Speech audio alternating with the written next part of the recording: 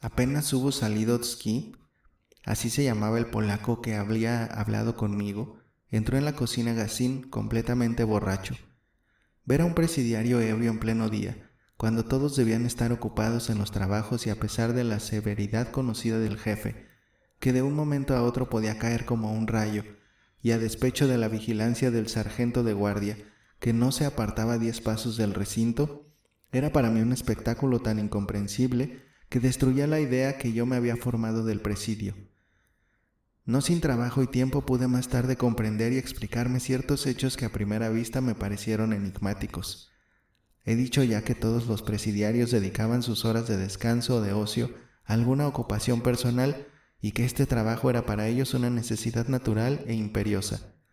En efecto, el forzado ama el dinero sobre todas las cosas, casi tanto como la libertad. Diríase que se resigna con su suerte mientras tenga algunas copeicas en el bolsillo, mientras que por el contrario, si carece de dinero, por poco que sea, está siempre triste, inquieto, desesperado y dispuesto a cometer un crimen con tal de procurárselo. Sin embargo, a pesar de la importancia que dan al dinero, los presidiarios solo lo tenían en su poder pocas horas porque era muy difícil conservarlo, o se lo secuestraban o se lo robaban. Cuando el jefe, en alguno de sus inesperados registros, descubría alguna cantidad penosamente ahorrada, la confiscaba sin remisión, y es de suponer que la emplearía en mejorar el rancho de los reclusos, puesto que quedaba en su poder sin que tuviera que dar cuenta de ella. Pero lo más frecuente era que los mismos reclusos robasen a sus compañeros las economías que había hecho. Sin embargo, se descubrió un medio para preservar el dinero contra los registros y los rateros. Este medio era un anciano, viejo creyente, oriundo de Staroduvo, el cual se encargaba de esconderlo. No puedo resistir el deseo de decir algunas palabras acerca de este individuo, aunque haya de apartarme de mi relato. Aquel anciano de cabellos blancos tenía 60 años y era delgado y bajo de estatura. A primera vista me causó honda impresión, pues no se parecía a ningún otro presidiario. Su mirada era tan dulce y tranquila que no me cansaba de ver sus ojos claros y serenos, rodeados de ligeras arrugas. Departía a menudo con él, embriagado por el perfume de bondad y de benevolencia que se exhalaba de todo su ser. Había sido condenado a trabajos forzados por un delito muy grave. Un gran número de viejos creyentes de Staroduvo, provincia de Chernigov, habíanse convertido a fe ortodoxa. El gobierno había hecho todo lo posible para alentarlos a continuar por el camino emprendido y procurar convertir a los disidentes. El anciano, empero, y otros fanáticos como él, habían resuelto defender la fe a toda costa, y cuando estaba ya casi terminada en la ciudad la iglesia ortodoxa, le prendieron fuego. Semejante atentado le valió a su autor ser deportado a Siberia. Era nuestro hombre a la sazón un burgués bastante acomodado, que se dedicaba al comercio y dejaba mujer e hijos amantísimos. Sin embargo, separóse de ellos animosamente y partió para el destierro persuadido de que adquiriría una gloria imperecedera, sufriendo persecuciones por su fe.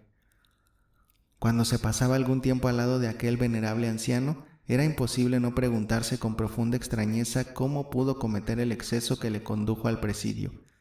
Varias veces le hice algunas indicaciones acerca de su fe, y aunque ésta había arraigado muy hondo en su corazón, jamás salió de sus labios una palabra de odio o de menosprecio para la doctrina contraria a la suya ni para los que la profesaban.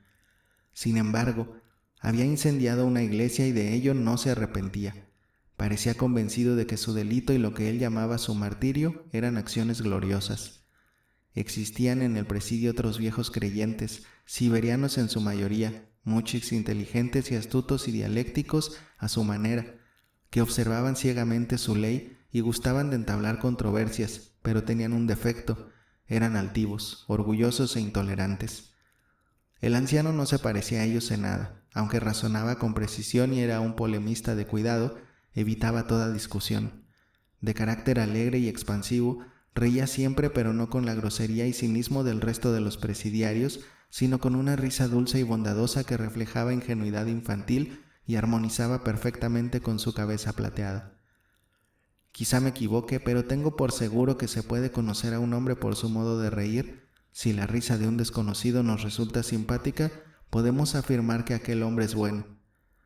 El anciano habíase conquistado el cariño y respeto de todos los presidiarios, pero de ello no se envanecía. Llamábanle abuelo, y ninguno osaba ofenderle ni molestarle jamás. Por esta circunstancia me hice perfecto cargo de la influencia que pudo ejercer sobre sus correligionarios. Mas a despecho de la firmeza con que parecía sobrellevar la vida de presidio, se adivinaba a simple vista que disimulaba una tristeza profunda, incurable. Dormíamos en la misma cuadra. Una noche, ya casi de madrugada, me desperté y oí un sollozo lento, ahogado.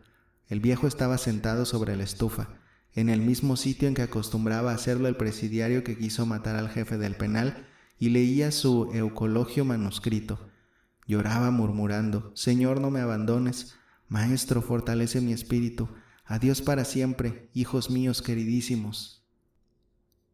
No podría decir lo que sufrí oyéndole. Entregábamos pues nuestro dinero al anciano, pues había cundido la voz de que era imposible robárselo. Sabíase que lo escondía en algún sitio, pero resultó inútil todo lo que se hizo para descubrir su secreto. Sin embargo, nos lo reveló a los polacos y a mí. Uno de los troncos de la empalizada tenía una rama, fuertemente adherida, al parecer, pero que en realidad era fácil de quitar y volver a poner en su sitio sin que se notara, y el hueco que dejaba al descubierto servía de caja fuerte a nuestro tesorero. Y ahora vuelvo a mi relato. ¿Por qué no conservaban los presidiarios el dinero? No era solo por las dificultades que esto ofrecía, sino también y principalmente porque la vida de presidio es demasiado triste. El forzado tiene natural y constantemente tanta sed de libertad. Por su posición social es un ser despreocupado y tan desordenado que, aunque solo sea para olvidar sus dolores, se le ocurre y halaga la idea de gastar todo su capital en un festín y de aturdirse con el ruido y la música. Era extraño ver a ciertos individuos inclinados sobre su trabajo con el único objeto de gastar en un día todas sus ganancias, hasta la última copeica, y volver de nuevo a su trabajo para regalarse con otra comilona al cabo de varios meses. Algunos gustaban también de comprarse trajes nuevos más o menos raros, como pantalones de fantasía, chalecos y abrigos, pero lo que más les entusiasmaba eran las camisas de indiana y los cinturones con hebillas de metal. Los días festivos lucían los elegantes sus trajes flameantes y había que verlos contentos como chiquillos pavoneándose por todas las dependencias del presidio. Pero aquellos trajes y aquellas prendas tan codiciadas iban a parar muy luego a manos del prestamista que daba unas cuantas copeicas por la pignoración. Los festines y comilones se celebraban en épocas fijas, coincidiendo con las solemnidades religiosas y las onomásticas. El presidiario que festejaba su fiesta encendía un cirio ante la imagen de su santo, oraba con más o menos fervor, disponía su comida con las provisiones de carne, pescado y dulces que previamente había comprado y tragaba como un buey, casi siempre solo, pues era muy raro que convidase a algún compañero. Entonces aparecía el aguardiente. El forzado bebía como una esponja y dando trompicones iba luego recorriendo una por una todas las cuadras, para demostrar a sus camaradas que era merecedor de especial consideración, puesto que estaba borracho hasta el punto de no poder tenerse en pie sino a duras penas. El pueblo ruso siente una especie de simpatía por los hombres ebrios, y entre los presidiarios la embriaguez era un mérito, una distinción aristocrática. Si estaba en fondos, se procuraba también un rato de música. Teníamos con nosotros un joven polaco, desertor, más feo que el pecado, el cual poseía un violín que tocaba aceptablemente.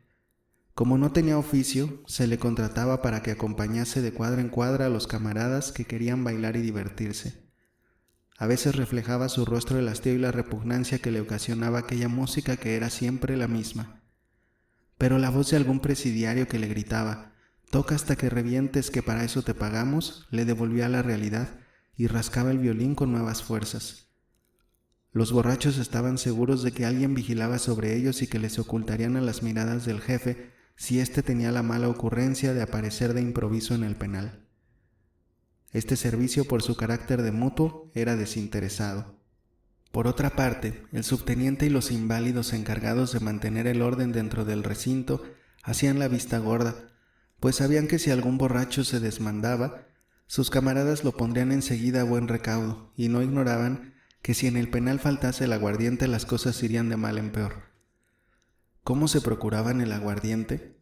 Lo compraban en el mismo presidio a los cantineros, como llamaban a los camaradas que se dedicaban a esta lucrativa industria, y que eran demasiados en proporción al número de bebedores y borrachos, porque este deleite resultaba, con todo y ser modicísimo, demasiado caro para los exhaustos bolsillos de los compradores. El comercio se empezaba, continuaba y acababa de un modo muy original. El recluso que no tenía oficio no quería trabajar, pero en cambio ambicionaba el dinero, en cuanto disponía de algunas copeicas se dedicaba a la compra y reventa de aguardiente. La empresa era ardua y exigía una audacia temeraria, pues se arriesgaba el pellejo, amén de la pérdida del género. Pero el cantinero no retrocede jamás ante ningún obstáculo. Al principio, cuando dispone de poco dinero, lleva él mismo el aguardiente al penal y lo vende realizando buenas ganancias.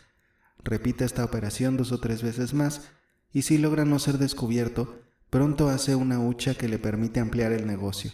Se convierte en empresario, en capitalista. Entonces tiene agentes y ayudantes, arriesga mucho menos y gana mucho más. Sus ayudantes son los que corren todos los riesgos. En los presidios abundan siempre reclusos miserables y sin oficio, pero dotados de audacia y destreza indecibles. Su único capital son sus espaldas y no reparan en ponerlo en circulación, ofreciéndose a los cantineros para introducir el aguardiente en el penal. En la ciudad tampoco falta algún soldado, algún burgués o una muchacha que, por una mezquina recompensa, compre aguardiente por cuenta del cantinero y lo oculte en el escondrijo que el presidiario contrabandista únicamente conoce, junto a la cantera donde trabaja. El intermediario suele catar durante el camino el líquido y sustituye con agua la cantidad que trasiega al buche, pero es preciso resignarse. El cantinero no puede ser quisquilloso ni exigente, sino tenerse por dichoso si no le roban el dinero y le llevan el aguardiente de cualquier clase que sea. Tras del portador llega al lugar indicado el ayudante del cantinero provisto de una tripa de buey perfectamente lavada y llena siempre de agua para que conserve su elasticidad. Una vez llena la tripa, el contrabandista se la oculta en la parte más secreta de su cuerpo. Esta es la mayor prueba de astucia y habilidad que pueden dar aquellos atrevidos presidiarios. Su honor está empeñado y es preciso a toda costa burlar a los soldados de la escolta y del cuerpo de guardia, y lo hace. Antes de llegar al penal se coloca en la mano una moneda de 15 o 20 copeicas, por lo que pudiera ocurrir, y espera en la puerta al cabo de guardia, el cual registra a los presidiarios antes de dejarse libre el paso. Confía el contrabandista en que el cabo no será muy escrupuloso en su registro y se andará con cuidado al tocar ciertas partes del cuerpo, pero si el cabo es listo y malicioso, echa mano enseguida, al sitio donde está oculto el contrabando. Entonces no le queda al cuitado ayudante del cantinero más que un medio de salvación, deslizar disimuladamente la moneda que lleva preparada, y así suele llegar sin tropiezo a presencia de su principal. A veces no le resulta el juego y entonces es cuando el contrabandista pone realmente su capital en circulación, pues se da conocimiento al jefe del penal, el cual ordena invariablemente que le suministren una lluvia de palos y se decomisa el género. El contrabandista sufre el castigo sin denunciar al empresario, no porque la delación le horrorice, sino porque de nada le servirá. De todas las suertes será cruelmente azotado. El único consuelo que tendría en todo caso sería ver que el cantinero participaba de su castigo, pero como tiene necesidad de aquel, no le denuncia. La delación, sin embargo, en los presidios es cosa corriente. En vez de apartarse asqueados de un espía, procuran los forzados hacerse amigos suyos. Si alguno tratase de demostrarles la bajeza de la denuncia recíproca, no sería comprendido. El exnoble a quien antes me he referido, el vil y despreciable individuo con el que no quise sostener ninguna clase de relaciones desde mi llegada al presidio, era amigo de Fedka, el ordenanza del jefe, a quien contaba todo lo que sucedía. Fedka, naturalmente, se apresuraba a comunicarlo a su amo. Esto lo sabían todos los forzados, pero a ninguno se le hubiera ocurrido castigarlo por esto ni aún reprocharle su traición. El contrabandista entrega el aguardiente al empresario y ambos ajustan cuentas, y como a éste le resulta siempre caro, lo mezclan con agua por partes iguales y así se asegura la ganancia que desea. El primer día de fiesta que llega, y a veces en los laborables, comparece ante el cantinero un presidiario, que ha trabajado como un negro durante varios meses para ahorrar copeica a copeica una pequeña suma y gastársela en un solo día. Desde el día en que comenzó su trabajo, el presidiario ha soñado con esa francachela y solo el pensamiento de poder realizada le ha sostenido. Despunta al fin la aurora del día tan impacientemente esperado. El presidiario tiene ya en su bolsillo un dinero que por rara fortuna no le ha sido sustraído o confiscado y puede derrocharlo en la forma que le plazca. Entrega pues sus ahorros al cantinero, el cual le da, al principio, aguardiente casi puro. No ha sido bautizado más que un par de veces, pero a medida que la botella baja, él la va llenando de agua. De este modo el presidiario paga el aguardiente 5 o 6 veces más caro que en una taberna. Fácil es imaginarse las copitas que deben apurar el presidiario y el dinero que ha de gastar antes de embriagarse. Sin embargo, como ha perdido la costumbre de beber, el poco alcohol que contiene el líquido lo emborracha antes de lo que puede suponer. Y sigue bebiendo hasta que se queda sin la última copeica y empeña hasta sus trajes. El cantinero ejerce también de prestamista, pero, como su guardarropa particular es modesto, empeña también las prendas que le ha entregado el gobierno. Y cuando el borracho se ha bebido hasta la camisa que lleva puesta, se acuesta a dormir la mona y al día siguiente se despierta con un dolor de cabeza horrible. Suplica entonces inútilmente que le fíe una copita para que le pase aquel malestar, y soportando con honda tristeza la negativa, el mismo día reanuda su trabajo y durante varias veces no levanta la cabeza, soñando con la francachela que se promete cuando haya ahorrado lo suficiente. Cuando el cantinero ha ganado una buena cantidad, una decena de rublos, todo lo más, pide otra remesa de aguardiente, pero entonces no lo bautiza porque la reserva para sí. Entonces come, bebe, se embriaga y paga al músico. Sus medios le permiten untar la mano a los empleados del presidio. A veces dura esta diversión varios días. Cuando se le acaba su provisión de aguardiente, recurre como un parroquiano cualquiera a los otros cantineros y gasta también su última copeica. Por muy estrecha que sea la vigilancia que ejercen los presidiarios sobre sus camaradas que se divierten, para evitarles un mal tropiezo, sucede una vez que otra que los sorprende el jefe o el sargento. En este caso, el borracho es conducido al cuerpo de guardia donde le confiscan todo el dinero que lleva encima y por añadidura le obsequian con un buen número de azotes. Hecho esto, el recluso se sacude como perro apaleado, vuelve a su cuadra con las orejas gachas y la cabeza despejada y a los pocos días ejerce nuevamente de cantinero. No es raro encontrar entre los presidiarios atrevidos enamorados del bello sexo. Mediante el pago de una cantidad relativamente importante logran sobornar a algún soldado que les permite salir del recinto o hacer alguna escapatoria durante las horas del trabajo. No lejos del penal existe una casita de aspecto tranquilo, en la que se puede gastar alegremente un puñado de rublos. El dinero del presidiario no es de despreciar y los soldados suelen favorecer estas escapatorias en la seguridad de que serán generosamente recompensados. Naturalmente, estos soldados son, por lo general, futuros candidatos a los trabajos forzosos. Estas salidas permanecen siempre secretas y además son muy raras, porque cuestan caras y los amantes del bello sexo prefieren recurrir a otros medios menos costosos. Los primeros días de mi llegada al presidio me llamó poderosamente la atención un joven de muy correctas facciones. Se llamaba Sirotkin. Contaba escasamente 23 años y era un ser enigmático desde todos los puntos de vista. Pertenecía a la sección especial, lo que equivale a decir que había sido condenado a trabajos forzosos a perpetuidad. Debía ser considerado como uno de los delincuentes militares más peligrosos. Amable y tranquilo, hablaba poco y reía menos.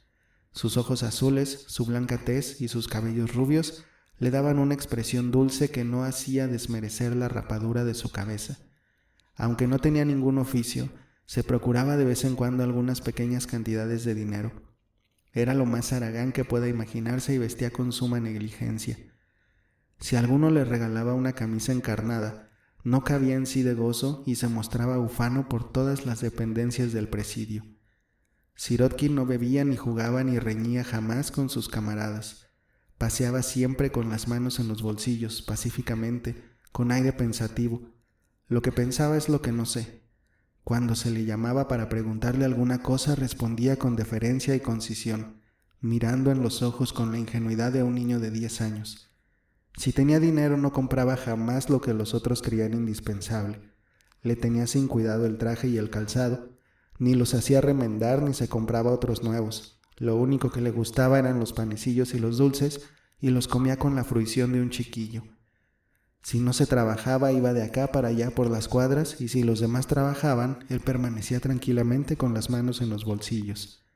Se burlaban de él, le dirigían bromas pesadas o cuchufletas picantes, y volvía las espaldas sin despegar los labios, enrojeciendo vivamente si el chiste era subido de color. Yo me preguntaba a menudo qué delito podía haber cometido. Un día que me encontraba enfermo en el hospital, Sirotkin estaba tendido en un jergón junto a mi cama.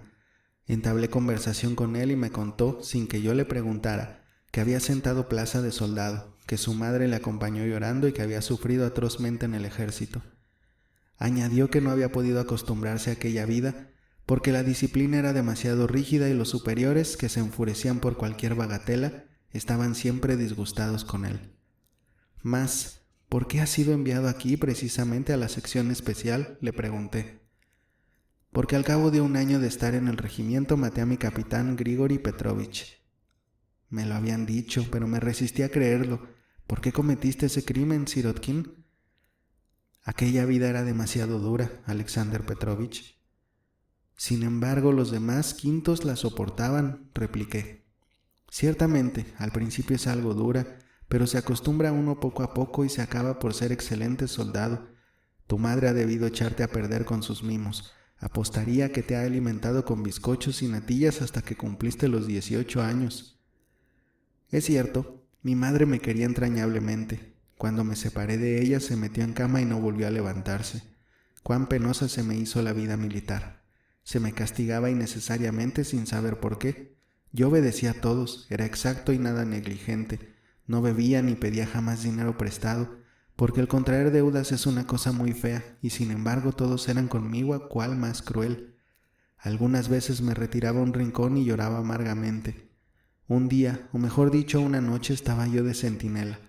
Era en otoño, soplaba un viento fortísimo y frío y la oscuridad era tan densa que no se veía un palmo de distancia. La tristeza me ahogaba. Quité entonces la bayoneta de mi fusil, la enfundé en la vaina, me descalcé y apoyando la barba en el cañón, apreté el gatillo con el dedo gordo del pie. Pero el tiro no salió. Examino el fusil, lo vuelvo a cargar con pólvora nueva, dirijo el cañón contra mi pecho y de nuevo falla el tiro. ¿Qué hacer?, me dije. Volví a calzarme. Calé la bayoneta y echándome el fusil al hombro me puse a pasear de arriba abajo. Pues bien, pensé, que me manden a donde quieran porque estoy resuelto a no ser soldado ni un día más. Al cabo de media hora llegó el capitán que hacía la ronda y encarándose airadamente conmigo exclamó: ¿Es así como deben estar los centinelas? En vez de contestar empuñé el fusil y le hundí la bayoneta en el vientre.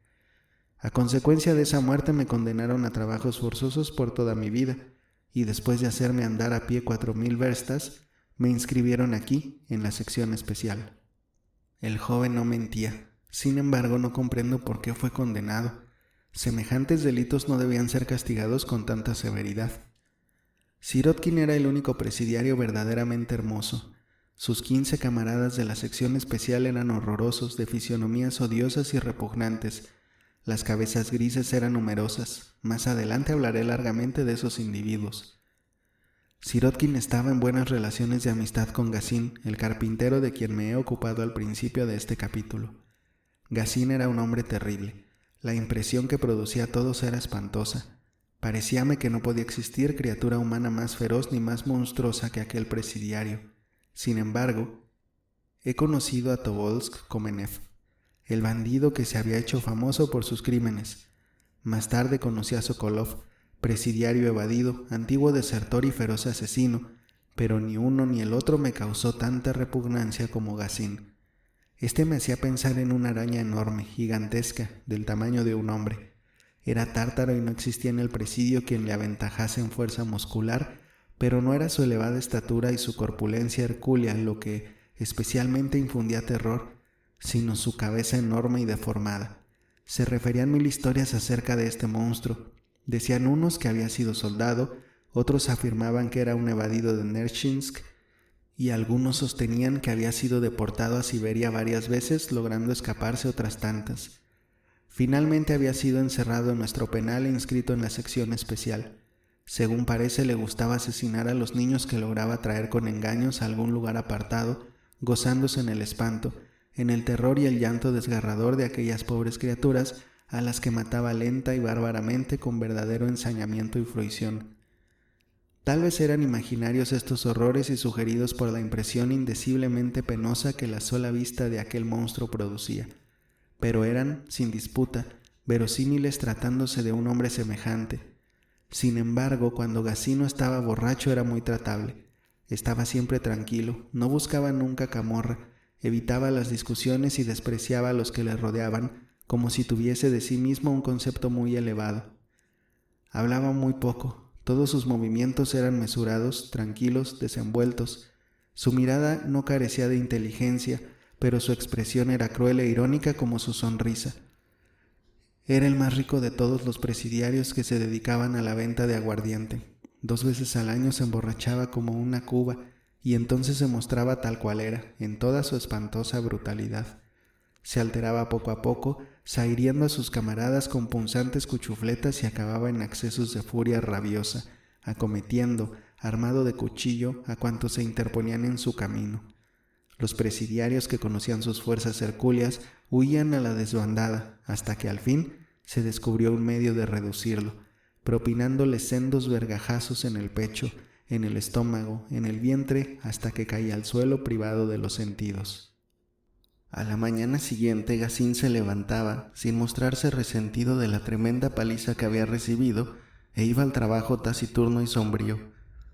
Cada vez que Gacín se embriagaba, sabían los presidiarios que sería preciso reducirle a fuerza de palos, y aunque el propio interesado no lo ignoraba, seguía bebiendo tranquilamente. Así transcurrieron varios años, y al fin se notó que Gacín empezaba a decaer, pues se quejaba constantemente de un achaque u otro, y sus visitas a la enfermería eran frecuentes. El día que me refiero entró Gacín en la cocina seguido del polaco violinista. Se detuvo en medio de la estancia y paseó su mirada por todos sus compañeros, fijándola, por último, en nosotros. Sonrió horriblemente, como celebrando de antemano el golpe que preparaba, y se acercó a nuestra mesa tambaleándose. «¿Se puede saber», dijo, «de dónde sacan ustedes el dinero para tomar té en esta casa?» Cambié una mirada con mi compañero y me hice cargo de que era mejor callar, pues la menor provocación podía irritar a Gacín hasta el paroxismo. «Fuerza es», prosiguió, «que tengan ustedes dinero, mucho dinero, para que se permitan ese lujo, pero díganme, ¿han sido ustedes enviados a trabajos forzosos para que se recreen tomando el té? ¿Es para esto lo que han venido? Ea, contesten». Y comprendiendo que estábamos resueltos a no hacerle caso, se precipitó sobre nosotros lívido y temblando de rabia.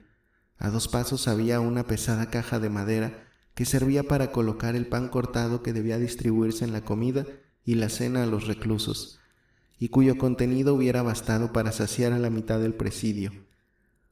En aquel momento la caja estaba vacía. Gacín la tomó con ambas manos y la aventó sobre nuestras cabezas.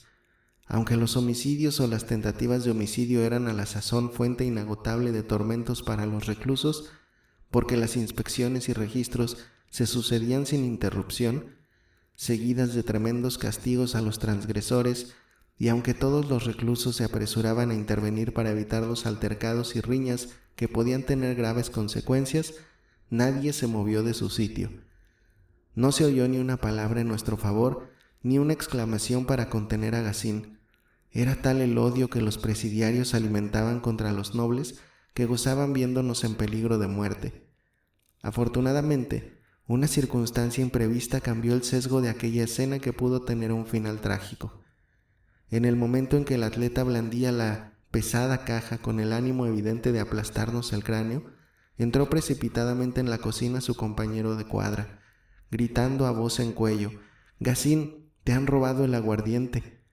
El bandido lanzó una horrible blasfemia y arrojando la caja al suelo salió de la cocina como una exhalación. «De buena han escapado», exclamaron varios reclusos. «Ya pueden dar gracias a Dios». Aquella misma tarde, antes de ser encerrado en la cuadra, paseaba yo a lo largo de la empalizada, invadido de una tristeza tan honda como jamás la había sentido. Nunca me tuve por tan desgraciado como en aquel momento. El primer día de reclusión es siempre el más duro, sea en un presidio o en una cárcel. El pensamiento que me agitaba no me abandonó en todo el tiempo que duró mi deportación, ni aun después de haber recobrado la libertad. Era una cuestión no resuelta entonces y que parece no lleva camino de que se resuelva nunca. Meditaba sobre la desigualdad del castigo en los mismos delitos. En efecto, no se podían comparar unos delitos con otros ni aun por aproximación. 2 asesinos matan cada uno a un hombre y el tribunal pesa y examina detenidamente las circunstancias que concurren en ambos delitos. Sin embargo, aplica la misma pena, a pesar del abismo existente entre un delito y otro. Uno asesinó por una bagatela, por una cebolla, mató a un muchik con objeto de apoderarse de una cebolla, que era todo lo que la víctima llevaba encima. «He sido condenado a trabajos forzados por una cebolla», decía el criminal. «¿Qué burro has sido?», le contesta otro. «Una cebolla vale 1 copeica. Deberías haber matado a 100 muchiks y así hubieras reunido otras tantas copeicas». Otro recluso había matado a un libertino que ultrajaba a su esposa, a su hermana y a su hija. Un vagabundo medio muerto de hambre, perseguido y acorralado por la policía, mató en defensa de su libertad y de su vida. Merece por esto el mismo castigo que el bandido que asesina niños por el monstruoso placer de ver teñidas sus manos con la sangre humeante de aquellas criaturitas, de ver temblar y estremecerse de terror a sus víctimas a la vista de la reluciente hoja del cuchillo que ha de desgarrar sus carnes. No, ciertamente. Sin embargo, todos serán condenados a la misma pena, a trabajos forzosos. La cadena no tendrá la misma duración, es cierto, pero las variedades de la pena son muy poco numerosas, mientras que las de los delitos son infinitas. No se perpetran 2 crímenes en idénticas circunstancias. Pero admitamos que sea imposible hacer que desaparezca esta primera desigualdad del castigo, que sea esto un problema insoluble y que, en materia penal, se haya descubierto ya la cuadratura del círculo. Admitámoslo. Pero, si prescindimos de esta primera desigualdad, tropezamos al punto con la segunda, la consecuencia de la pena. He aquí un hombre que sufre, languidece y se consume como una bujía. Véase allí, en cambio, otro que antes de ser deportado no podía soñar siquiera con la existencia de una vida tan cómoda y descansada, en compañía de alegres y simpáticos camaradas. De estos últimos se encuentran muchos en los establecimientos penales. A un hombre de corazón, de conciencia y de espíritu cultivado, lo matan más pronto los sufrimientos morales que todas las penalidades materiales, por duras que éstas sean. La sentencia que él mismo ha pronunciado sobre su propio crimen es más implacable que la del más severo tribunal y la de las leyes más draconianas. Está obligado a vivir junto a otro penado que no ha reflexionado un solo instante acerca del delito que expía y del que tal vez se cree inocente. ¿No existen también desdichados que cometen un crimen con el único objeto de ser enviados a trabajos forzosos y sustraerse a una libertad que es para ellos infinitamente más penosa que la reclusión? La vida es para estos insoportable. Quizá no habían comido nunca hasta saciarse y en cambio se mataban trabajando día y noche para enriquecer a sus amos. En el presidio el trabajo es menos penoso y se come mejor. Los días festivos probar a la carne y las limosnas y el trabajo nocturno facilitan algún dinerillo, cosas todas que antes no conocía, sin contar con la agradable compañía de hombres despreocupados y divertidos. Los presidiarios son todos listos y astutos, y el recién llegado los contempla robado, admirando sus argucias y su talento para salir airosamente de los más graves apuros. Y como no ha visto en su vida cosa semejante, se cree, entre ellos, en el mejor de los mundos. Mas, ¿para qué pensar en lo que no tiene solución posible? Volvamos a nuestro encierro.